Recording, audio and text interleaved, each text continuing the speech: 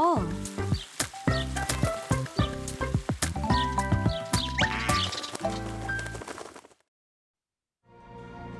세월호 가족들 옆에도 고공 크레인 농성 노동자 옆에도 물대포를 맞는 농민 옆에도 민주당은 있었습니다. TV조선이나 채널A에서 그 녹취록을 공개한 바가 있다는 걸 방심위에서 제가 이 자료를 받았습니다. 그래서 권고 조치도 받았습니다. 그러니까 자료를 좀 보시고 말씀 주시면 좋겠다 말씀드리고. 그녀의 말엔 힘이 있습니다. 공영방송을 대표하는 아나운서에서 청와대 대변인을 거쳐 이제 국민을 대변하는 국회의원이 된 고민정입니다. 모두가 네라고 답할 때 아니오라고 말할 수 있는 용기로 자신의 신념을 지키며 남들과는 다른 정치인이 되고자 노력한다는 고민정 의원.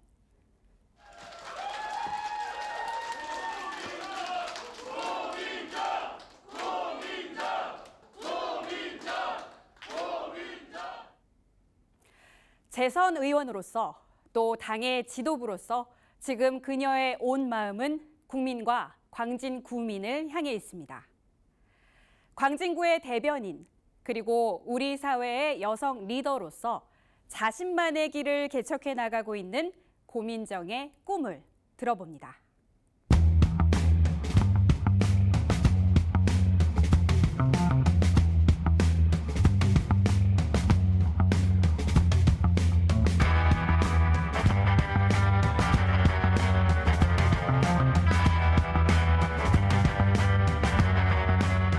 사람을 살리는 정치, 또 서민과 약자들이 얘기할 수 있고 혜택을 받을 수 있는 세상, 이런 시대상들을 정치가 잘 반영하고 있느냐. 그래서 제가 생각한 답은 내가 그 길을 만들겠다.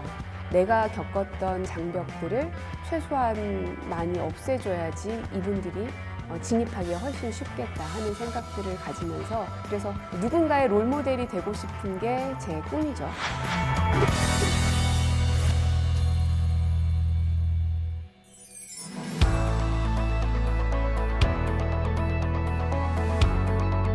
안녕하십니까. 네, 안녕하세요. 선거 이후에 오랜만에 뵙는 것 같아요. 네. 네. 그동안 어떻게 지내셨는지. 벌써 한 2달 가까이 흘렀는데 지역에 굉장히 많이 있었고요. 선거가 끝나긴 했지만 그래도 재선에 성공했기 때문에 저로 인해서 고생하셨던 분들, 또 마음 졸이셨던 분들, 그리고 저를 택하진 않았지만 그래도 우리 지역의 발전을 위해서 관심을 갖고 있는 유권자분들이 워낙 많으셔서 그런 분들 만나는 시간을 굉장히 많이 드렸던 것 같아요. 그 선거 기간 동안 발목 부상 투혼을 네. 보여주셨잖아요. 그래서 한편으로는 좀 휴식의 시간이 필요하실 텐데라는 생각이 들기도 했는데 어떻게 선거 이후에 잠깐이라도 네. 휴식 시간을 가지셨을까요? 아, 이게 다리를 치료를 하려면 꽤 오랫동안 물리치료도 받고 뭐 뜸도 뜨고 막 여러 가지 치료를 해야 될 텐데 그럴 만한 시간적 여유가 잘 안 생기더라고요. 저도 선거를 막 준비하던 때는 선거 끝나자마자 한 달 동안은 완전한 4시간이다 하고 계획을 막 세웠었어요. 네. 가족들하고 어디를 가야지, 나는 무슨 책을 꼭 읽어야지, 계획이 쭉 있었는데 하나도 못했거든요.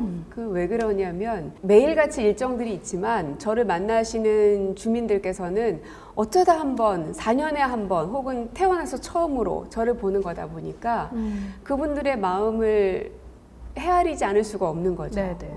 그러다 보니 자꾸 이제 지역 일정에 가지 않을 수가 없고 어쩔 수 없지만 나 개인에 대한 어떤 생활, 뭐 행복 이런 건 조금은 접어야 되는 게 숙명이겠구나 하고 이제 받아들이고 있습니다. 선거 당시, 네. 그러니까 4월 10일 당시로 좀 넘어가서 생각을 해보면 광진구는 워낙에 격전지로 유명한 곳이기 때문에 네. 생각했는데 여지없이 새벽에 발표가 났습니다. 아, 그러게요. 네. 이번에는 자정 전에 발표를 나게 하겠다 하는 게 제 목표였고 저의 공약이었거든요. 아, 근데 이번에도 자정을 넘겼어요. 새벽 2시 반쯤에 그 결과가 나왔는데 네. 결과 나왔을 때 와, 내가 됐다라는 기쁨뿐만이 아니라 좀 뭔가 무거운 울림이라고 그래야 되나? 그런 게 있으셨을 것 같아요. 어떠셨어요? 맞아요. 어떻게 잘 아시네요. 그냥 오로지 우리 지역만 보면서 선거를 해와서 결과가 딱 나왔을 때는 홀가분했었거든요. 근데 이번 선거 같은 경우는 제가 당의 지도부로 있기도 하고 또 재선 의원이기도 하고 그리고 윤석열 정부에 대한 심판론이 굉장히 강하게 돌던 시기였기 때문에 이제부터 민주당에게는 단순히 여당을 견제하는 역할을 넘어서서 유능한 정당에 대한 요구가 굉장히 많다고 생각합니다. 네. 그래서 오히려 180석을 얻었던 지난번보다 이번에 저희가 22대 국회 때는 훨씬 더 많은 숙제를 안고 시작된 국회입니다. 그래서 이제 최상병 특검이라든지 김건희 특검이라든지 노이대 증원 문제라든지 이런 현안들이 여전히 풀리지 않고 있는 상황이라서 어떻게 풀어나가야 될 것인가에 대한 부담감 때문에 정말 마음이 너무 무거웠어요. 그래서 단 한순간도 선거 끝나고 나서 야 진짜 내가 이겼어 너무 기뻐 막 그래 우리 축포를 터트리자 이러지 못했어요. 심지어 가족들하고도. 그 말씀하신 대로 초선 의원일 때랑 지금 재선 의원이 된 현재와 네. 크게 달라진 부분이 있으실 것 같아요. 느끼시기에 어떤 부분이 제일 크게 달라진 것 같으세요? 아무래도 초선일 때랑 재선일 때 주민들이 또 국민들이 거는 기대가 다르다 보니까 거기에 대한 책임감도 비례하는 것 같아요. 책임감. 네. 네. 그래서 지금도 우리 민주당이 국회 안에서 어쨌든 일당으로서의 힘을 발휘하는 순간 또다시 우리가 독주한다는 프레임도 같이 돌아가게 될 거고 독주한다는 프레임에 갇혀버리게 되면 무능한 민주당이란 프레임이 같이 또 갇혀버릴 거고 그래서 그 두 마리 토끼를 어떻게 잘 이끌어 갈 건가 결국은 이제 유능해져야 되거든요. 마치 국민들한테는 국정을 민주당한테 맡겼다는 정도까지 저희를 바라보실 거거든요. 그래서 하다못해 의대 증원 문제조차도 민주당이 어떻게 이 문제를 풀 것인가를 보실 거기 때문에 저뿐 아니라 아마 우리 민주당에 있는 지도부 모두 다 지금 같은 마음으로 무겁게 있습니다. 국민분들께서 좀 궁금해하는 사안들 연결해서 좀 질문을 드리고자 하는데 네. 일각에서는 그런 말씀도 하시더라고요. 주민분들 중에서는 이 광진구가 발전을 한다고는 하는데 너무 더디다. 그런 말씀을 하시면서 다른 데는 GTX 노선, 그 흔한 GTX 노선이 연결이 되는데 왜 광진구는 안 되냐, 없냐라는 말씀을 하시는 분들도 있고 그래서 이와 연결해서 좀 봤을 때 그 동서울 터미널 복합개발, 강변역, 메가교통 허브로 만들겠다라는 공약이 어떻게 네. 보면 그거에 대한 답을 줄 수도 있는 공약이겠다라는 생각이 드는데요. 이 공약 관련해서 어떤 구상, 계획을 갖고 계신지 좀 얘기를 해주신다면요. 우리 지역은 교통이 아주 발달된 곳이고 다른 지역보다도 많은 장점과 인프라를 갖춘 곳이죠. 그러다 보니 더 한 단계 업데이트 되기를 원하는 주민들도 많은 겁니다. 그래서 지금도 지하철 2호선하고 동서울 터미널로 버스가 연계되어 있긴 하지만 여기에서 우리가 욕심을 멈출 것인가 우리 광진구의 미래상을 뭘로 우리가 가져갈 수 있을 것인가 고민을 많이 해봤는데 저는 교통허브가 우리가 할 수 있고 해야 하는 가장 역점 사업이 돼야 한다고 이제 생각을 하는 거고요. 지역에서 올라오는 기차들이 서울역까지 가거나 아니면 비행기 탈 경우엔 김포공항까지 가야 되고 아니면 이제 수서역에 내려서 와야 되고 네. 그러니까 모두 다 거리가 조금 애매하죠. 근데 광진구 주민들이 그걸 느낀다는 의미는 서울 동부권 광진구를 중심으로 해서 동부권 뭐 구리나 남양주나 혹은 의정부나 이런 쪽에 있는 분들 또한 그 불편함을 갖고 있다는 뜻이기도 하고요. 그래서 동부권의 메가교통 허브를 만들게 되면 강원도하고도 잘 연결시킬 수 있고 그리고 서울과 인천이 맞닿아 있긴 하지만 서울 동부권에게 인천은 너무나 먼 거리거든요. 어찌 보면 서울의 동쪽 끝과 서쪽 끝을 봤을 때 우리 광진구가 위치하는 곳이 거의 중간 정도에 있다고 생각이 들어요. 인구랑 비례해서 봤을 때. 그러면 이곳을 어떻게 교통의 중심지로 만들 수 있을까? 그래서 생각한 게 지하철과 기차와 버스까지 연계될 수 있게끔 만들어야 되겠다. 그 생각이 미친 거고. 그래서 지하철 2호선의 지하화 문제는 계속해서 문제 제기를 하고는 있는데 뭐 이제 내부 연한 문제도 좀 있고 국가의 예산 문제도 있고 뭐 하다못해 오세훈 시장님께서는 이제 광진 을 지역을 지역구로 두셨던 분이어서 누구보다 잘 아시거든요. 지하철 2호선의 지하화가 필요하다는 걸. 근데 이제 당신께서 서울시장이 됐음에도 불구하고 그거를 바로 해결하지 못하시잖아요. 그만큼 그 문제를 해결하는 것이 쉽지는 않다. 그래서 단계 좀 해나가려고 하는데 일단은 법 개선을 해야 되겠다는 네네. 생각에 이르렀고, 왜냐하면 1호선 국철에 해당되는 것도 저희가 21대 국회 마지막쯤에 법을 통과시켜서 근거법을 만들었거든요. 그래서 그거와 유사하게 도시철도에 관련된 법도 기본법을 제정을 해야 되겠다. 그래서 이제 22대가 개원되면 즉시 이제 1호 법안으로 올릴 생각이고요. 그래서 법을 그렇게 만들어 놓고 이제 이 법은 그래도 꽤나 큰 법이기 때문에 아마 공청회도 좀 해야 될 것이고요. 그래서 주민들의 힘을 좀 제가 빌리기도 해야 될 것 같고요. 그래서 지하철 2호선 지하화 문제는 법을 만드는 것으로 풀 생각이고, 그다음에 기차 SRT 문제 같은 경우는 지금 수서역까지 오는데 이거를 강변역까지만 끌어올려도 서울 동부권과 북부 지역 또 경기도에 있는 도민들까지도 혜택을 받을 수 있는 영역이어서 충분히 가능할 수 있지 않을까. 그래서 2025년도에 국가철도망 기본계획이 있거든요. 네네. 그래서 그때 한번 국토부랑 같이 협의를 할 수 있도록 이제 계속해서 이제 논의 테이블을 이제 만들려고 합니다. 그리고 이 공약 관련해서 또 여쭤볼 게 네. 동서울 터미널 복합개발 관련돼서 여쭤볼 수밖에 없을 것 같아요. 이 사업이 기대를 굉장히 많이 하고 있는 사업인데 더디게 진행되는 부분도 분명히 있고, 근데 최근에 보니까 5월 초에 네. 신세계 프로퍼티에서 주민 대상 설명회를 열었더라고요. 맞습니다. 이 터미널이기 때문에 이 공사 기간 동안에는 임시 대체 터미널이 필요할 것이고 그거에 대한 설명도 간략하게 이루어진 부분이 있는 것 같은데 네. 의원님 보시기에 어떤 부분을 좀 짚어야 된다고 보시는지, 어떤 것들을 검토를 해야 된다고 보시는지 좀 얘기해 주신다면. 제가 이제 신세계 프로퍼티 측에 주민 설명회를 강하게 요청드렸었던 이유는 제가 선거를 하면서 들었던 이야기가 터미널 대체 부지를 강변역 앞에 있는 구이공원으로 한다더라. 근데 구이공원 앞에는 구남초등학교가 있어서 네. 어린아이들이 통학하는 곳이거든요.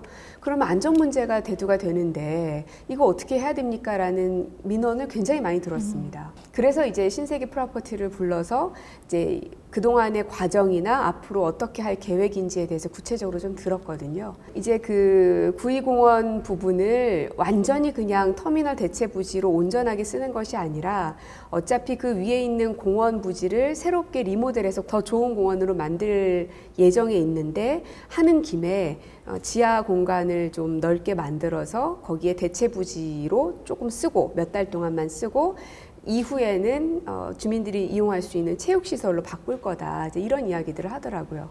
그래서 왜 그럼 그런 이야기를 주민들에게 정확하게 설명하지 않으십니까? 그랬더니 설명회를 하려고 합니다, 이러더라고요. 근데 제 주위에 있는 주민들 중에서 그 설명회가 있다는 걸 아는 사람이 거의 없었거든요. 그래서 안 되겠다 싶어서 이제 막 플랜카드도 붙이고 사람들한테도 알리고, 특히 구남초등학교에 있는 학부모님들도 오셔가지고 얘기를 들으시는 게 좋겠다 해서 운영위원회한테도 이제 말씀을 드리고, 그래서 주민설명회를 개최를 했는데 생각보다 굉장히 많은 분들이 오셨어요. 네네. 그러니까 그만큼 우리 지역에서 동서울 터미널이 어떤 방향으로 어떤 속도로 진행될 것인지에 대한 궁금증이 많다는 거거든요. 그래서 그 자리에서 상당 부분 많이 오해들이 좀 해소가 된 것 같고, 그날 자리가 없어서 돌아가신 분들이 그쵸, 너무 많거든요. 그래서 한 번 더 주민설명회를 개최해달라고 요구를 해놓은 상태예요. 이제 남아있는 부분은 어쨌든 구이공원을 공사는 해야 되기 때문에 아이들의 통학로를 어떻게 안전망을 확보할 것인가, 그래서 그것이 제대로 되고 있는 건가, 신세계 프로퍼티가 얘기한 대로 시행할 건가, 이런 것들을 이제 매 눈으로 봐야 될 것 같고, 그리고 그 지하 공간을 몇 개월 동안은 버스 터미널 대체 부지로 쓰더라도 네. 그 이후에는 주민들이 쓸 수 있는 체육시설로 바꾼다고 하는데, 주민들이 가장 원하는 체육시설은 무엇인가? 왜냐하면 주민들은 원치 않아 하는데 혹은 그 체육시설이 이미 주변에 많이 있는데 쓸데없이 들어오게 되면 모두가 다 마이너스잖아요. 그래서 그런 협상과 조율들을 앞으로도 지금 계속 해야 될 것 같고 계속해서 체근하고 챙기고 그러다 보면 정해진 시간 안에 공사를 마무리할 수 있지 않을까. 그렇게 꼭 할 생각이고요. 주민분들 의견 반영이 많이 될 수 있도록 네. 소통의 가교 역할을 좀 해주셔야 되겠습니다. 알겠습니다. 다음 질문 좀 또 드릴게요. 광진구뿐만이 아니라 동대문구, 노원구, 그리고 강북구 같은 경우에도 이 시립 어린이 전문병원 유치를 위해서 지금 뛰어든 상태고 광진구청 역시 그렇거든요. 네. 광진구청사 이전 부지에 시립 어린이 전문병원을 유치하겠다. 이 생각에 대해서는 어떻게 보고 계시는지요? 저는 너무 일방적인 결정이라고 생각해요. 이미 고민정 의원도 그렇고 그전에 추미애 의원도 그렇고 그전 구청장들도 그렇고 이제 주민들의 복지, 체육시설과 관련된 것들을 하겠다고 계속 이야기를 해왔기 때문에 거기에 대한 기대감이 많이 높아져 있는 상황이었습니다. 그래서 여성들이 쓸 수 있는 어떤 종합복지시설에 대한 이야기들이 굉장히 많이 있었어요. 그리고 일반 주민들도 우리 지역이 생각보다 복지관이 많이 없습니다. 네네. 그래서 거기에 대한 수요도 되게 많고 체육시설에 대한 수요도 굉장히 많이 있고요. 그런데 어느 날 갑자기 구청장께서 시립 어린이 병원을 이제 세우겠다라고 말씀을 하시니 기존의 주민들 입장에서는 당황할 수밖에 없는 거죠.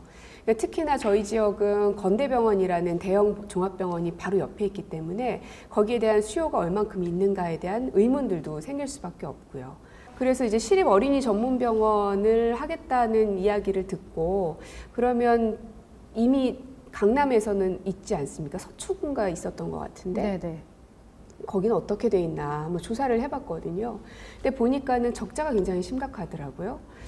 그리고 의사들을 충원하기가 너무 어려운 상황이고, 그래서 그런 문제들이 그러면 우리 광진구에 왔을 때 해결이 될 것인가, 문제 없이 할 수 있을 것인가, 그 공간을 무엇으로 활용할 것인지에 대한 주민들과의 소통 없이 일방적으로 진행되는 것에 대해서는 동의하기가 어렵다라는 겁니다.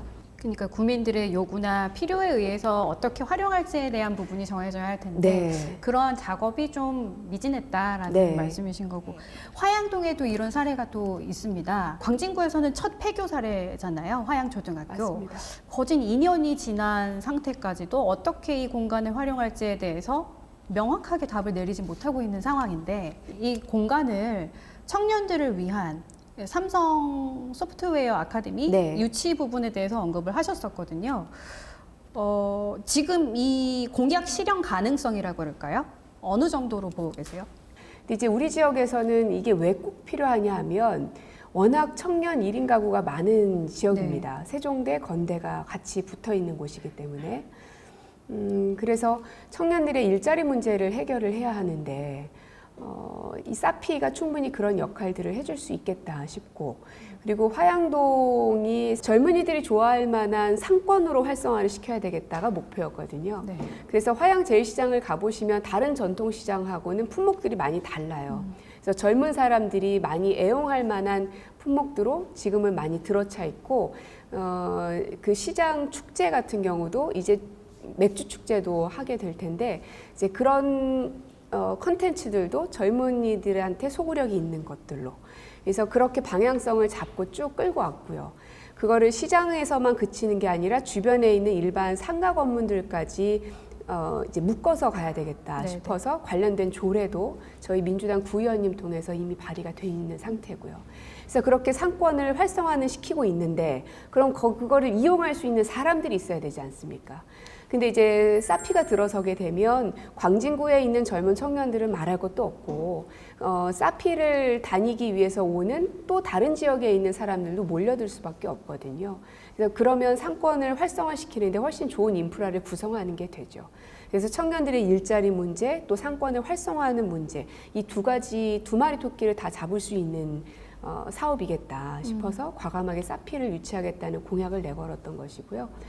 이제 화양초등학교는 교육청이 관할을 하고 있는 곳이어서 교육청하고의 논의가 필요한데 이 부분은 이미 선거 기간 동안에도 계속 논의를 해왔고 교육청에서도 긍정적으로 보고는 있거든요. 근데 이제 여기에서 아까 말씀드린 이제 고용노동부하고의 협의가 완료가 돼야 되기 때문에 그 부분을 제가 다리를 놔야지 완성이 될 것 같아요.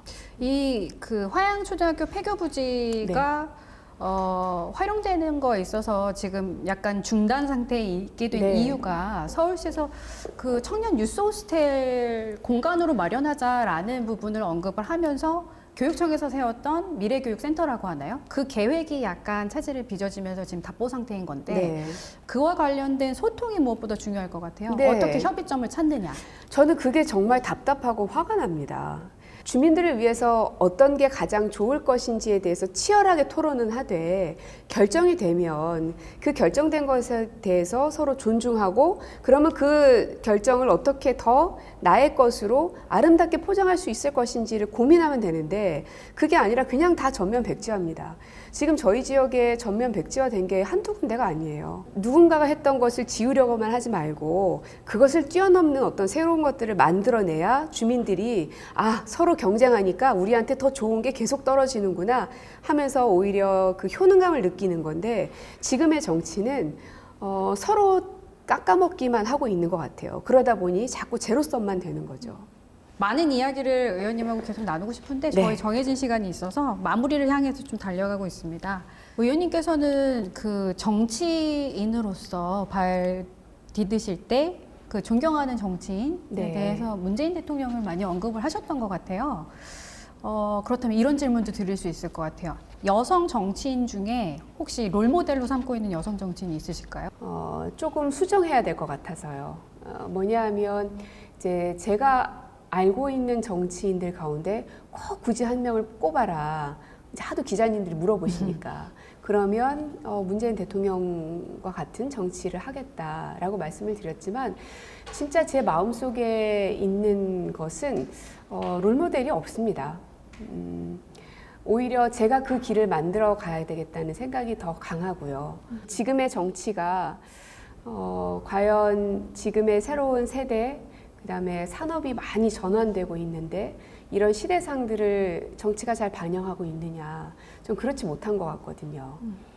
그런 측면에 있어서 내가 닮아가고 내가 정말 존경하고 그런 정치인이 있나 그러면 답이 잘 안 나옵니다. 그래서 제가 생각한 답은 내가 그 길을 만들겠다.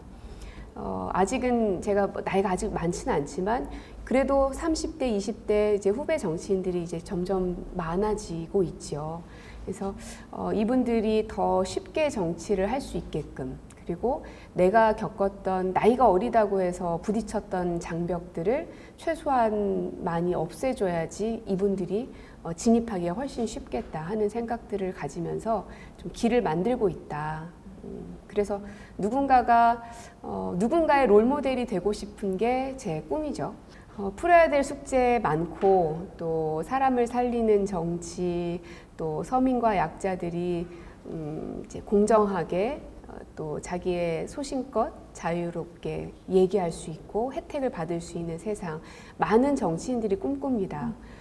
그런 고민 없이 정치를 시작하는 사람은 단 한 사람도 없다고 생각해요. 그래서 저는 정치의 세대 교체라고 생각해요. 저희 세대가 위로는 86세대, 밑으로는 MZ세대에 끼어있는 세대이기도 합니다.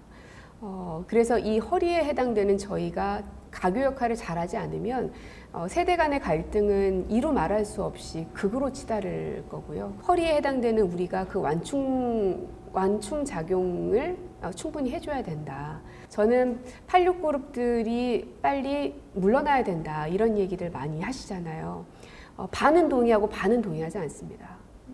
물러나야 되는 건 맞지만 인위적으로 뽑아지는 거는 옳지 않다고 생각해요.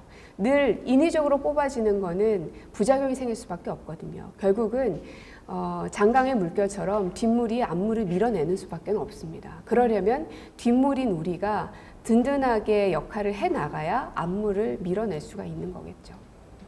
요즘 세대들이 꿈을 갖는 게 굉장히 어렵다고들 얘기를 하거든요. 근데 말씀하신 것처럼 꿈을 갖는 게 굉장히 중요하잖아요. 요즘 세대들한테 존경을 받는 꿈을 갖게끔 만들어주는 롤 모델이 되어주셨으면 좋겠고 되어주실 거라고 믿습니다. 네, 노력하겠습니다. 오늘 함께 해주셔서 감사합니다. 네, 고맙습니다.